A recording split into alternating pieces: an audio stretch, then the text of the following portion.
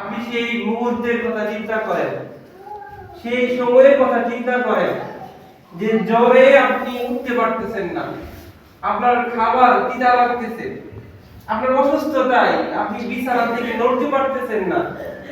যে মালিক, যে রহমান আমাকে আপনাকে ওইরকম মুমূর্ষ, ওইরকম অসুস্থ অবস্থা থেকে যে সুস্থ বানিয়ে মসজিদে আনছেন, এজন্য আমরা মুখে শুনে শুকর আদায় করি সবাই আলহামদুলিল্লাহ। আল্লাহ কি পারছেন না আমাদের অসুস্থতায় নিমজ্জিত রাখতে?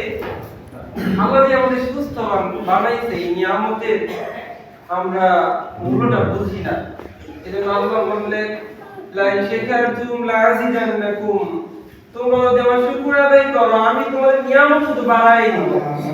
সুবহানাল্লাহ। আমাদের সুস্থ আছি, এটা যদি আমরা শুকর আদায় করতে পারি, আল্লাহ আমাদের সুস্থতা দীর্ঘস্থায়ী করবেন।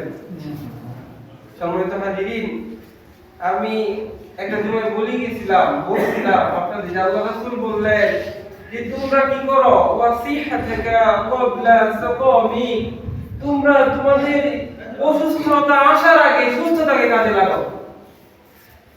এজন্য আমাদের সুস্থ সময়টাকে নষ্ট করা চলবে না, এই সুস্থতাকে কাজে লাগাতে হবে।